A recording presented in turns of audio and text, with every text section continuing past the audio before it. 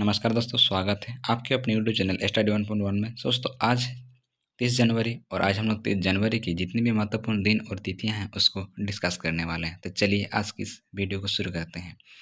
1 जनवरी वैश्विक पारिवारिक दिवस। दोस्तों 1 जनवरी को हम लोग वैश्विक परिवार दिवस मनाते हैं। तो इसे हम लोग क्यों मनाते हैं? इसे शांति और साझा करने के दिन के रूप में मनाया जाता है। इसका उद्देश्य इस विचार पर विचार करके और प्रचार करके शांति का संदेश फैलाना है कि पृथ्वी एक वैश्विक परिवार है, ताकि दुनिया को सभी के लिए रहने के लिए एक बेहतर जगह बनाया जा सके। तो इसीलिए हम लोग 1 जनवरी को वैश्विक परिवार दिवस मनाते हैं। ठीक है, उसके बाद है 4 जनवरी विश्व ब्रेल दिवस। तो 4 जनवरी को हम लोग विश्व ब्रेल दिवस मनाते हैं। तो इसका मतलब उद्देश्य क्या है? तो इसका उद्देश्य ये है कि ब्रेल के आविष्कार लुई ब्रेल के जन्म की याद में 4 जनवरी को विश्व ब्रेल दिवस के रूप में मनाया जाता है। यह दिन यह भी मानता है कि दृष्टिबाधित लोगों की मानव अधिकार तक पहुंच अन्य लोगों की तरह ही होनी चाहिए। ठीक है, तो इसीलिए हम लोग जो है 4 जनवरी को जो है विश्व ब्रेल दिवस मनाते हैं। ठीक है, उसके बाद है 6 जनवरी। 6 जनवरी युद्ध अनाथों का विश्व दिवस। ठीक है, 6 जनवरी को हम लोग युद्ध अनाथों का विश्व दिवस के रूप में मनाते हैं। तो इसको हम लोग क्यों मनाते हैं? तो हर साल 6 जनवरी को युद्ध अनाथों की दुर्दशा के बारे में जागरूकता पैदा करने और उनके द्वारा सामना की जाने वाली दर्दनाक स्थितियों को दूर करने के लिए विश्व युद्ध अनाथों का दिवस मनाया जाता है। ठीक है, तो हम लोग जानते हैं दोस्तों, हमारे जो विश्व में बहुत ही अनाथ बच्चे हैं जिनको देखने के लिए कोई नहीं है, उनका बहुत ही दर्दनाक स्थिति चलता है। ठीक है, तो उसी को देखते हुए दोस्तों 6 जनवरी को युद्ध अनाथों का विश्व दिवस मनाया जाता है। ठीक है, तो उसके बाद हम लोग का 8 जनवरी। 8 जनवरी क्या है दोस्तों? पृथ्वी का घूर्णन दिवस। ठीक है, तो हम लोग क्यों मनाते हैं? तो हर साल 8 जनवरी को अर्थ रोटेशन डे के रूप में मनाया जाता है। दार्शनिक आज फ्रांसीसी भौतिक विज्ञानी लियोन फोकल्ट के 1851 के प्रमाण की वर्षगांठ है कि पृथ्वी अपनी धुरी पर घूमती है। तो इसीलिए हम लोग 8 जनवरी को क्या मनाते हैं? अर्थ रोटेशन डे के रूप में मनाते हैं। ठीक है, तो उसके बाद हम लोग का 9 जनवरी NRI अनिवासी भारतीय दिवस या प्रवासी भारतीय दिवस। तो इसे हम लोग क्यों मनाते हैं? तो NRI या प्रवासी भारतीय दिवस हर साल 9 जनवरी को भारत के विकास के लिए प्रवासी भारतीय समुदाय के योगदान को चिन्हित करने के लिए मनाया जाता है। यह दिन 9 जनवरी 1915 को महात्मा गांधी की दक्षिण अफ्रीका से मुंबई वापसी की याद में भी मनाया जाता है। ठीक है, तो जिस प्रकार दोस्तों 9 जनवरी को महात्मा गांधी जी दक्षिण अफ्रीका से वापस आए थे, तो उसी की याद में जो 9 जनवरी को हम लोग विश्व प्रवासी दिवस मनाते हैं। ठीक है, तो उसके बाद हम लोग का है 11 जनवरी। उसके बाद हम लोग 11 जनवरी क्या है? लाल बहादुर शास्त्री की पुण्यतिथि। आप चित्र में देख सकते हैं लाल बहादुर शास्त्री जी को। ठीक है, वो इस प्रकार दिखते थे। ठीक है, तो इसका उद्देश्य क्या था? ये स्वतंत्र भारत के दूसरे प्रधानमंत्री थे। उन्होंने जय जवान जय किसान के नारे को लोकप्रिय बनाया। उन्होंने भारत के स्वतंत्रता संग्राम में सक्रिय रूप से भाग लिया। कार्डियक अरेस्ट के कारण 11 जनवरी 1966 को उनका निधन हो गया और उन्हें विश्व स्तर पर मैन ऑफ पीस के रूप में भी मनाया जाता था।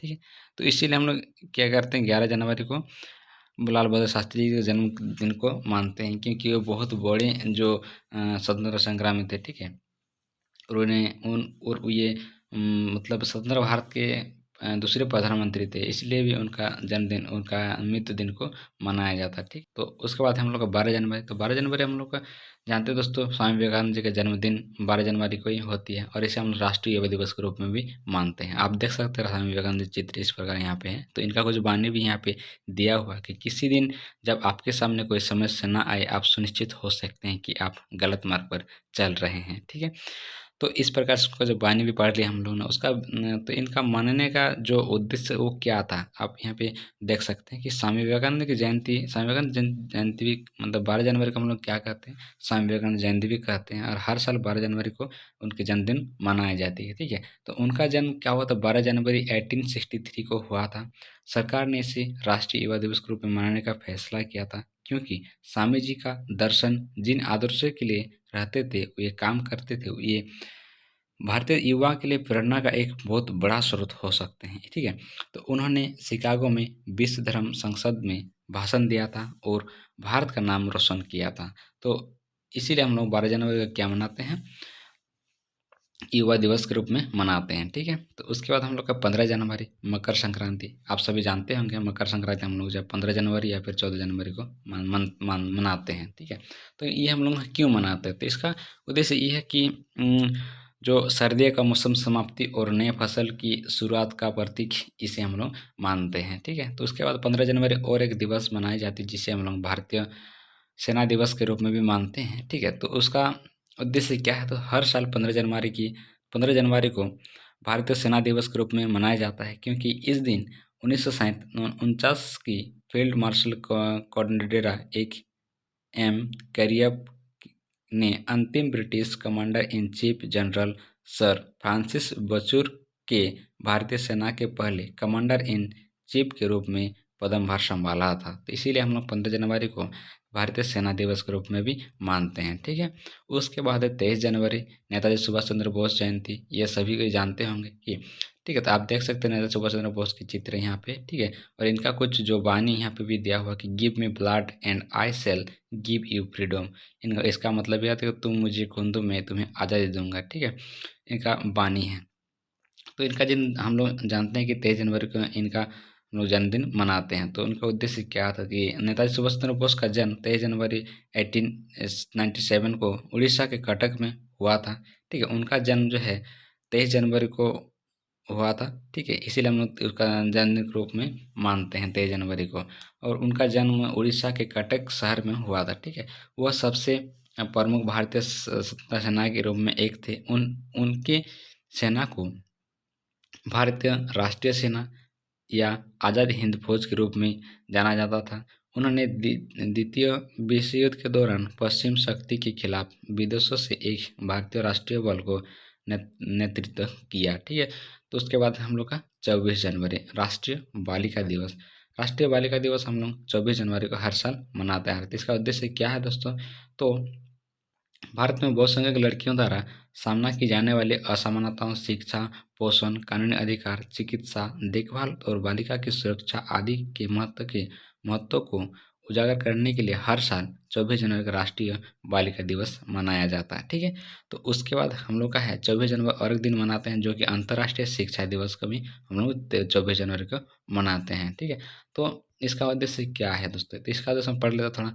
हर साल 24 जनवरी को सभी के लिए समावेश, समान और गुणवत्तापूर्ण शिक्षा देने के लिए, शिक्षा के लिए परिपूर्णता कार्य का समर्थन करने के लिए मनाया जाता है। ठीक है, तो उसके बाद हम लोग का है 25 जनवरी राष्ट्रीय मतदाता दिवस। तो राष्ट्रीय मतदाता हम लोग 25 जनवरी को हर साल मनाते आ रहे हैं। ठीक है, आप देख सकते हैं चित्र में इस प्रकार। ठीक है, तो उसके बाद इसको हम लोग क्यों मनाते हैं, इसका उद्देश्य यह है कि हर साल 25 जनवरी को राष्ट्रीय मतदाता दिवस या राष्ट्रीय मतदाता दिवस युवा मतदाताओं को राजनीतिक प्रक्रिया में भाग लेने के लिए प्रोत्साहन करने के लिए मनाया जाता है। कि 2011 से पहले इस बार को चुनाव आयोग की स्थापना दिवस के रूप में मनाया जाता है। ठीक है, इस दिन को।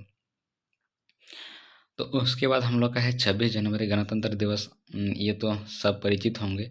ठीक है, तो इसका उद्देश्य क्या है कि 26 जनवरी को हम लोग गणतंत्र दिवस मनाते हैं। तो यहाँ पे हम लोग देख लेते थोड़ा। तो 26 जनवरी 1949 को भारतीय संविधान सभा में संविधान को भूमि के सर्वोच्च कानून को अपनाया और भारत अधिनियम 1935 को प्रतिस्थापित किया। यह 26 जनवरी 1950 को एक लोकतांत्रिक सरकार प्रणाली के साथ लागू हुआ। यह दिन हर साल राजपथ दिल्ली में होने वाले सबसे बड़ी परेड का प्रतीक है।